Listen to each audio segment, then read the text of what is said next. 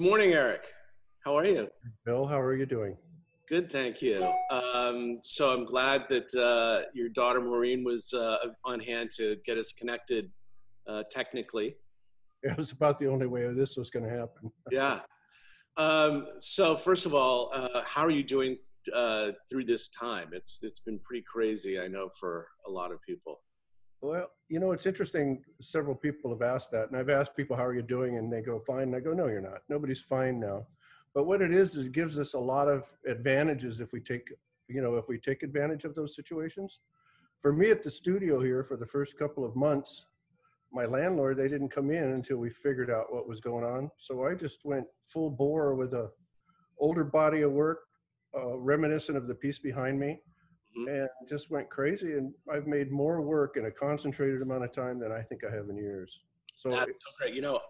Most of the artists I've been talking to, I mean, the idea of isolating in your studio is kind of what you do. So, anyway, it's yeah, been a time of less distractions, and a lot more productive work. So, business as usual. I certainly do miss, going uptown and going to openings and being able to connect with my friends and seeing their work in person. I think that's something that we miss just terribly, seeing the work really in person and getting the personal explanation of why they made what they did and the decisions they made. yeah, absolutely. No, we've done a few social distancing dinners outside with friends, and you just realize how much we, as people, crave that kind of social interaction in person, and nothing kind of substitutes for that. But as you say, there are some amazing silver linings. For me, one of them is coming from Laurel Canyon to the gallery in Santa Monica used to take about an hour and 15 minutes each way every day, and now it's like 15, 20 minutes. So and the air is a lot cleaner, and life seems to have slowed down, so you can really take time and smell the roses and plant the roses and water the roses and so on. Interesting. In early April, I had restored a Craig Kaufman. I took it out to Frank Lloyd out in Pasadena. And on my way out there, the freeway was messed up. They were doing construction. So I took the 210 back and I took the high road. I had forgotten how beautiful LA was and the terrain. I totally forgot because you couldn't see it. It became two-dimensional. Yeah. And it's so beautiful. Well, you mentioned Craig Kaufman. Let's talk a little bit about how you got started, and but let's dive in with, Craig Kaufman was one of the original Ferris gallery artists, and really started pioneering the use of resin in ways that it had never been used before. How did you guys meet and get to know each other?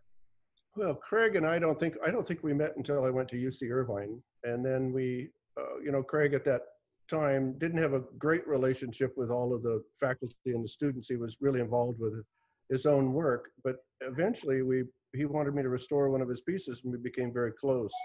In fact, he built all of his work in the studio here in San Pedro for the last 10 years of his life, and was considering buying a home before he passed away, which would have been really good. But his main contribution was in plastics. It was in vacuform and blow mold plastics. And in that same thing, where it has like the work that's behind you and the work that's behind me, it's sort of a resin being able to take on the plastic issue. Plastic is like an eighth of an inch, quarter inch, 16th of an inch thick. So it gives it a clear coat like an automobile. Where with the resin, I'm able to extend that for anywhere from a 32nd of an inch to an inch and a half to create an undulant, interior. So those early vacuform Craig Kaufmans are plastic, not resin? Correct, correct. Interesting. Yeah. So you had him as a teacher at Irvine? Yes, I did. And yeah, teacher, and then we, faculty. And since I was an older student, I went back to UC Irvine when I was 32 because I missed about 10 years with an injured neck. I was an older student, so I was able to hang with him and go, out to the bars and all of that really critical thinking stuff, which is absolutely fabulous, where you learn the most. Yeah. Well, I know from talking to Ed Moses and Larry Bell and Billy Al Bengston, they all considered Craig one of the smartest and most adept artists in their group. The thing that I really appreciate about Craig the most is I wouldn't be what you'd call an art historian. I don't know everything, but what I do know, I know pretty well. And the things that Craig told me were closer to the truth without blowing his own horn that of all the history that I've heard. You know, he knew his position, so he didn't need to brag. Right. And he didn't inflate things. He was very conservative in that manner. Yeah. Pretty, yeah. Well, I know I'm smiling because Ed, I just was editing a series of interviews Ed did with someone, and he's talking about Craig and how if Craig didn't like the work that someone was doing, he'd say, "You're on it. Keep going. You know, yeah, do that. Go that direction." Yeah, yeah. Yeah. Well, Craig's view of it was that, oh, oh, that's interesting. That was his way of telling you that maybe you should abandon that or figure something else out. Yeah. Now, when you went to Irvine, had you kind of focused on sculpture at that point and the materials you used, or was that something? No, not at all. When I got to UC Irvine, I was because of my injury, I kept doing art, but it had no real focus to it. And I met Tom Jenkins, and he looked at all my work and he goes, "Just put this all away. Forget you've ever done it and start from scratch." So for the first 2 years, all I did is draw and paint and make squares. And those squares developed into architecture, into buildings. And that came off the ground because I was looking at Brian Hunt at the time, and it came into airships. But Brian, in his work, was very static. And so I put the wave pattern into my work to give it a intended movement. And then I started using resin and fiberglass as an extension to make it lighter.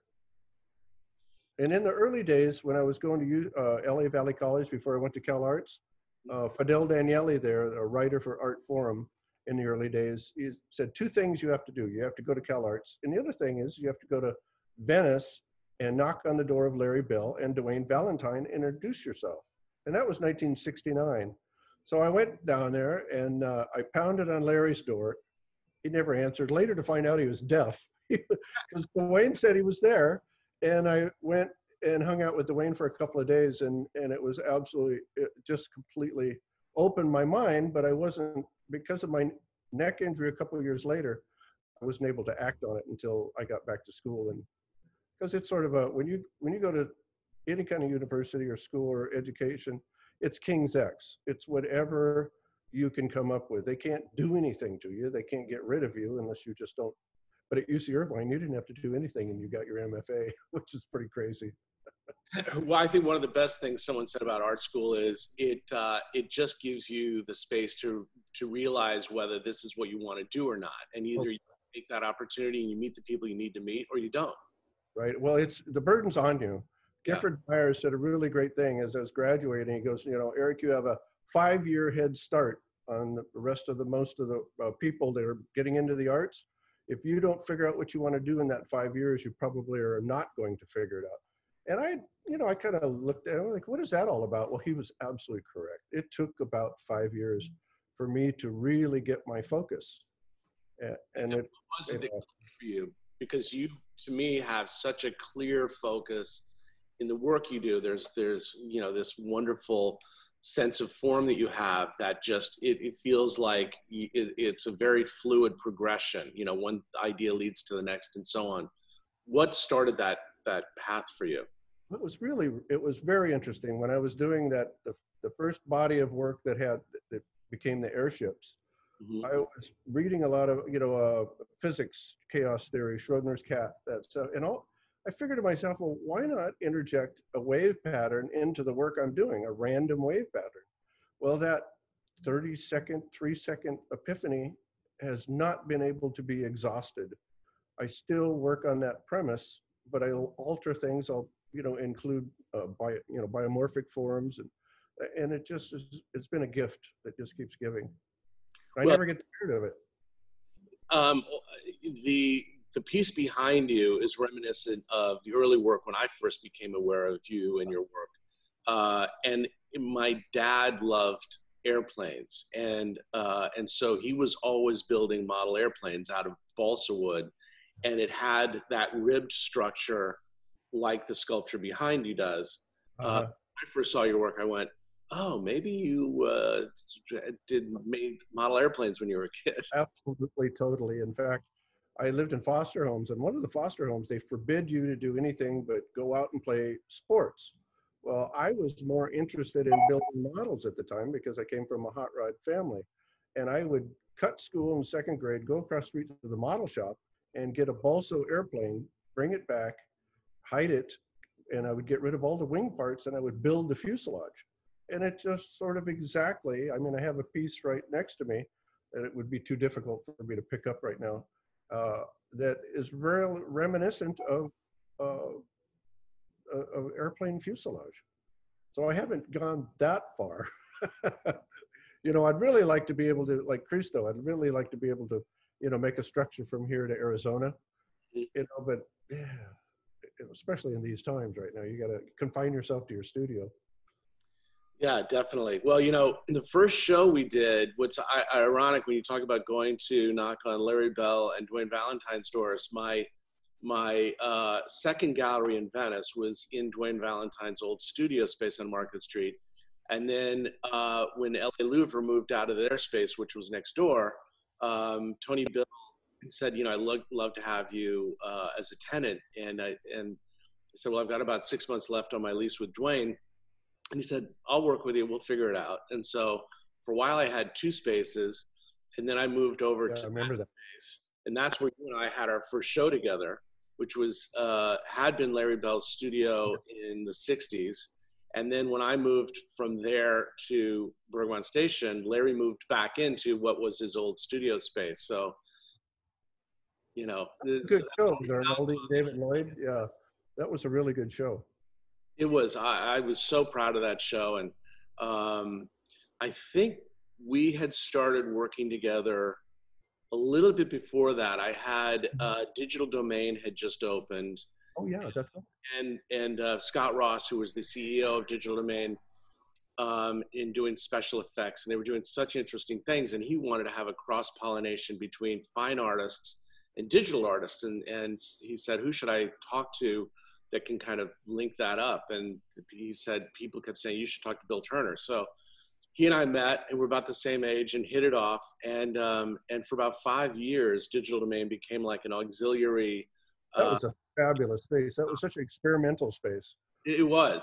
Well, it was designed by Frank Gehry, Yeah. And so it had that amazing conference room, which was like being in the belly of a whale. It was just It was fabulous. amazing space. And your sculpture that we put in there, I think we had 2 or 3 pieces in there, just fit in perfectly to that feeling of that That environment. big piece, you were able to get Jim Cameron purchased that big piece. That's right. That's right. You Yeah. know, of all the collectors, he was always, no matter when I would send out an invitation, he would always answer it somehow. It was either a phone call or he'd have his secretary go, you know, I can make it or I can't. When are you going to be there? And I thought that was pretty fabulous. He's great. I got to know him a little bit during that time, and you know, he was very open and interested Yeah. and approachable. Yeah, it was amazing. Talk to me about what work you're doing now. You know, you said you've been productive. I've got to come down to do a studio visit. Yeah, you do. I'm actually going to try to get this piece out of this holder right here, so I can show you. It's a small piece, and I figured I would show you this piece because of the small scale. Uh-huh. So very reminiscent of the piece behind. This is a handle, but Oh. it shows the structure, you know, of like an airplane, and this gets covered, and I put resin in it. The body of work behind me was modeled after, because Gilbert Lujan Magoo, he was doing a car show, and he wanted me to be in it, and I was doing motorcycle tanks, basically, is what that shape came out of. And that's what spawned this. That's where this came from, the combination of biomorphics and automotives and motorcycles. So that's what's kind of, it's a lot of fun to, you know, to do that. How do you bend the wood like that? Do you have to steam it? Some of it I do, where it really turns on a sharp corner here, Mm-hmm. where it really turns on the front. I don't steam it. What I do is I put it in really hot water, in black ABS tubes, and it'll get soft, and you have to just bend it really, really slow. So that's the technical part, because as you know, I've built, you know, hot rods and cars, and I really love doing that. And doing the constructions and the sculpture sort of keeps me in touch with the difficulties of manipulating, you know, materials. You know, that's something that would make a great show, is that intersection of the hot rod, car culture, and the LA art scene. Because so many of the artists in the 60s, like Billy Al Bankston, but that whole Finnish fetish movement, you know, even Robert Irwin. Well, of guys, you know, maybe 15 years ago, Robert Williams and I had a conversation. We were guests of, I can't remember the guy's name, but anyway, a house that he had, and we talked about, wouldn't it be cool to get several artists, and Ron Cooper would be one of the people, where you have a car that they've built and their artwork in the same exhibition. Yeah. And Robert really tried to push that, and we just, you know, we don't know how to make that happen. We're too busy making art, you know. Well, I like that idea, so maybe we'll have to keep talking about the space that you could do it. Yeah, that's a crazy. There's a great story. There was a New York Times critic who came out from New York during the 60s to see what was going on with this LA art scene, and he hooked up with Robert Irwin, and Irwin was talking to him about, you know, a lot of the sensibility of the Finnish fetish and these, you know, high gloss surfaces that the artists were using were really influenced by that hot rod culture and so on. And he said, you know, they're every bit as much artists as we are, and you should come out. There's this one guy that's amazing, and it was in the Valley. You got to see his work. He's an amazing guy. So they go out to the Valley, and Irwin introduces the critic to this guy, and they talk for a little bit and get back in the car, and the guy says, nah, I don't get it. I don't think that they're artists in the same way that you do. And Irwin stopped the car and said, well, you can get out now. Good. in the Valley, and drove off. Oh, no way. Perfect. Yeah. Perfect. Yeah, Robert Irwin is very connected with all of that. As for my work, is right from the beginning, my father, all my family were into automobiles and hot rods, and my uncle made a lead sled in 1939, 41, and later, and, you know, did great ones. And so I've always used automotive tools and automotive pigments. Like my buddy Jay Gospinetich up in San Francisco, a collector, we did a trade out, you know, for the last, I don't know, maybe 25 years. And during that, so Andy Moses and Jack Brogan and Alex Kohlberg and a bunch of other people, Ned Evans, got that connection going. So Jay's got quite a collection of his work, and they have a lot of automotive pigments in their work. Yeah, it's amazing. Yeah. When you work on a car, you know, I know every time I come to your studio, you've got a car that you're working on.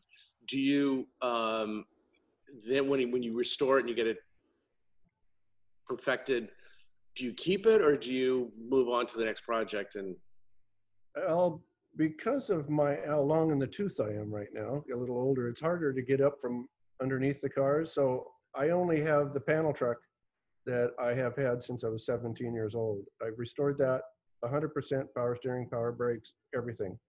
And I don't think I'm gonna, the last one I had is that little red pickup. You probably saw that. I sold that a few months ago. And no more. I'm gonna concentrate on making art. And if I buy a car, it's gonna be all done. Yeah. Yeah. Well, Eric, I am so inspired to come down and see the work you've been doing recently. We'll both mask up and be safe, but yeah, I can't wait to see what you've been up to and show more work of yours. I would like to do that. Yeah, I have the body of work I'm doing right now would be a real nice looking in that great, incredible space you have, and we could fill it full of cars too. Yeah. Make a drive-in where people have to just sit in their cars and watch. A little impediment to that is the wall that Ed Moses had me build right in front of the front doors, but we'll figure it out. Is that permanent? Well, nothing's permanent, but right. Oh, I thought it was on wheels, and then it could go down. No, but that's a good idea. We could jerry rig that. Yep. All right, Bill. Eric, thank you so much. Have a great day and look forward to seeing you soon. Absolutely. And say hello to everybody. I will. Take care, man. Bye-bye.